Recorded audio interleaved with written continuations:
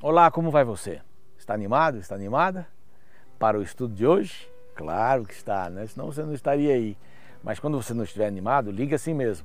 Liga a TV, todos os dias às 7 da manhã, na TV Novo Tempo, no sábado às 5h30, busque lá no YouTube, marque um horário durante o dia para você poder ter esse relacionamento com Deus, fazer a sua meditação, a sua comunhão e fique naquele horário. Se não for às 7, não há problema, mas marque um horário antes ou depois para que você tenha esse contato com Deus, com a Bíblia, com a Palavra de Deus. Ore a Deus, a comunhão é importante. E depois de ter o seu culto de manhã, se puder fazer a primeira coisa do dia, melhor ainda, né? Acordar e já colocar ali. Tem gente que diz assim, pastor, eu acordo e já ligo no YouTube, ali já ouço o programa, levanto. Alguns até têm dito assim, eu não arrumo a cama porque minha esposa ou meu marido continuam dormindo ali. Mas eu me levanto para ser Jesus para as pessoas. Amém por isso, né? Que Deus te abençoe, que seja muito feliz e que a palavra de Deus possa mostrar um caminho iluminado para você, não é? Claro, vai iluminar nesse mundo cheio de trevas, né? Se você está no YouTube e não está inscrito ainda no nosso canal, Revivados por Sua Palavra NT, vai lá, se inscreva, né? E participe conosco, dê o seu like, clique no sininho, se não pelo Facebook, a página é TV Novo Tempo, nós estamos lá também, todos os dias, tá? Para estar com você, caminhar com você, é um prazer muito grande. E nós estamos falando sobre as trombetas, né? Estamos chegando aí à 7ª trombeta, aqui no capítulo 11 do livro do Apocalipse. Vimos como incrível a partir do capítulo 8, como os fatos históricos vão se encaixando nas palavras bíblicas, né? A queda de Roma, né? Para dar lugar aos reinos da Europa, e essa queda de Roma também tem lá os árabes envolvidos, a queda dos sultões, aqui tendo aqueles que pregavam a palavra de Deus e diziam que Jesus ia voltar, marcaram datas, era gostoso como mel a boca, mas quando chegava no estômago era amargo, por quê? Porque não veio, né?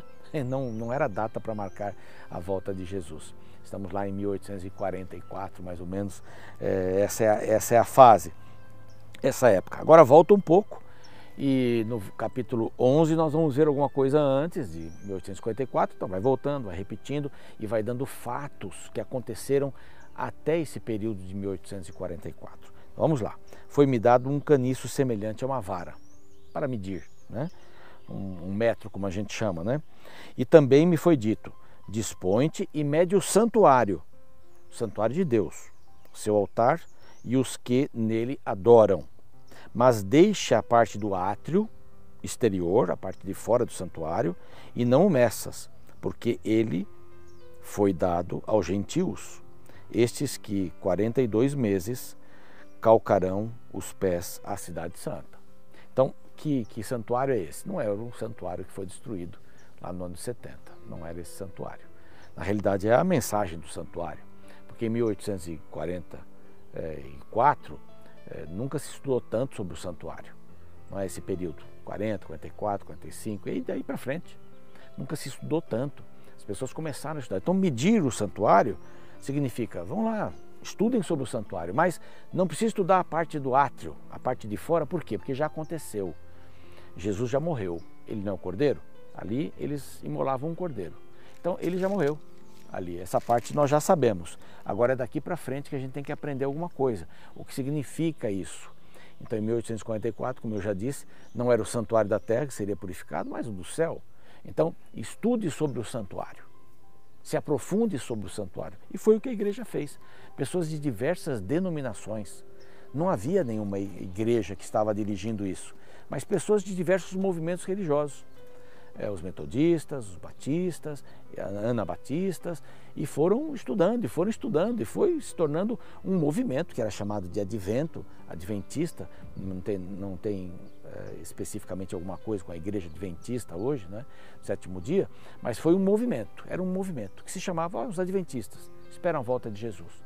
Então era por isso que eles chamavam assim. Mas estudem o santuário, é muito importante que vocês estudem o santuário. Então vamos lá, essas 42 meses, né, vezes 3, você faz a conta e vai chegar justamente a um total de 1260 anos, né? Profecia, dia é igual a ano, né? Nós já vimos. Olha o que acontece no verso seguinte: darei as minhas duas testemunhas que profetizem por 1260 dias, vestidas de pano de saco. Olha que coisa incrível. Ele volta a uma profecia lá atrás. Essa profecia lá atrás, primeiro ele diz assim: agora vocês estudem, 1840 para frente, 1844, e estudem aí o santuário. Aí ele volta lá para trás e diz assim: eu tenho duas testemunhas. Essas duas testemunhas vão ficar vestidas durante 1260 dias, anos, na linguagem da profecia. E ali em cima diz assim: 42 meses calarão aos pés da cidade santa. Também é o mesmo período. O que vai acontecer com essas duas testemunhas? Quem são essas duas testemunhas? O que se crê que é o Antigo e o Novo Testamento, a palavra de Deus. O cânon bíblico ainda não estava pronto, embora as cartas de Paulo e o livro de Mateus e tal, eles já estavam circulando. Eles estavam ainda em formação, não é? Esse é o último livro do cânon do Novo Testamento. Mas aqui o que acontece durante 1260 anos? Desde 538 até 1798. Roma, como igreja, no primeiro período é dominada pelo Império. No segundo período, aliás, nesse período, a partir de 538, ela já é dominada, ou domina o Império. Antes de 538, ela era dominada pelo Império, né? 313, Constantino, 323, lá o concílio, etc. 25 o concílio, etc. Constantino que mandava, os imperadores que mandavam na igreja.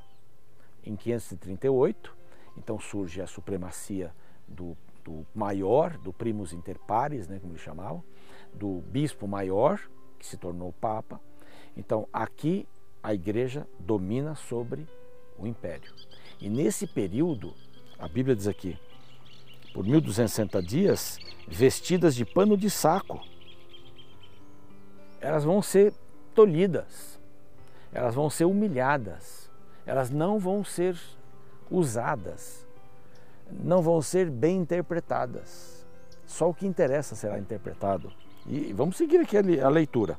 São estas as duas oliveiras, os dois candeeiros. Zacarias fala sobre isso, né?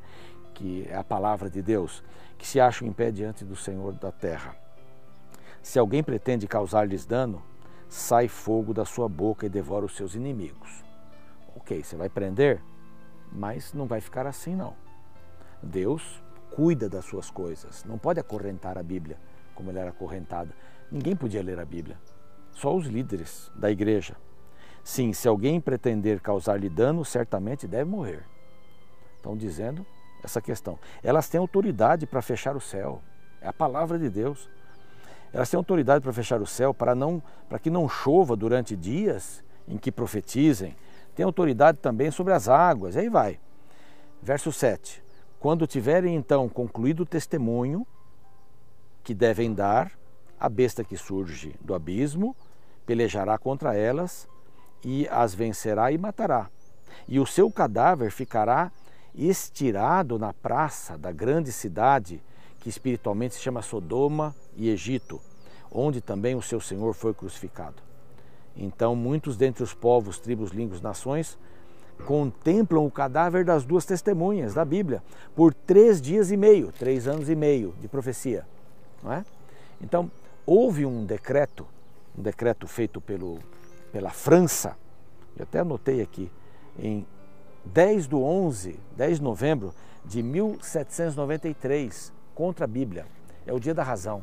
As Bíblias foram colocadas num lugar, puxadas por um jumento, atearam fogo, eles acabaram com o sábado no calendário, puseram um calendário com 10 dias na semana, fizeram uma estripulia tremenda na França. É como se assim, ele vai vencer, vai lá, prendeu a Bíblia, matou a Bíblia, né? Em praça pública, era queimada na praça pública, mas isso não durou muito tempo. Durou exatamente 3 anos e meio.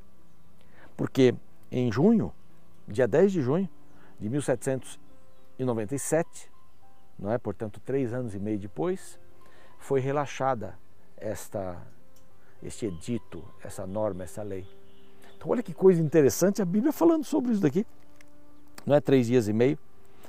Bom, a Bíblia pode ser acorrentada, pode ser presa, pode ser pode fazer o que quiser dela, é a palavra de Deus. Não se brinca com as coisas de Deus. Você pode não querer crer na Bíblia, mas ela existe. Algum país pode queimar a Bíblia. E há países que fazem isso ainda hoje.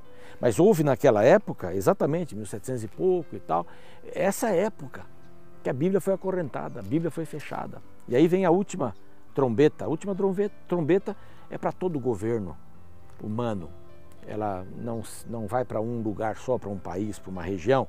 E aqui é um salmo lindo, né? O reino do Senhor se tornou, o reino do mundo se tornou do nosso Senhor. Aí eu posso imaginar isso daqui comparado à estátua de Daniel, né? Quando a pedra é lançada sem auxílio de mãos e quebra toda a estátua e faz um montão muito grande, não é? Como essas coisas vão sucedendo e como a Bíblia precisa em trazer essas informações para a gente aqui. E termina então com esse bonito salmo, né? Das nações, Deus é poderoso, os 24 anciãos cantam de novo e tal. E assim Deus é louvado e honrado, né, no final dessa 7ª trombeta. Bom, se nós sabemos tudo isso é porque a Bíblia está nos dizendo, a gente compara com a história, né? E confirma que Deus tem um amor incrível por nós, que a sua palavra é forte, poderosa, pode transformar o nosso coração. E ela está aí, aberta para nós. E vamos usá-la enquanto tivermos tempo para isso, que talvez haverá um tempo em que isso não vai mais acontecer. Vamos orar? Pai querido, pedimos que a tua palavra inunde nosso coração e nos dê aquilo que precisamos para hoje. Paz, esperança, sabedoria, confiança no teu poder. Confiança na palavra que esmiuça tanto a história através da profecia do livro do Apocalipse. Abençoe cada pessoa, sua necessidade, em nome de Jesus. Amém. Muito obrigado. Até o nosso próximo encontro. Eu vou estar esperando você aqui.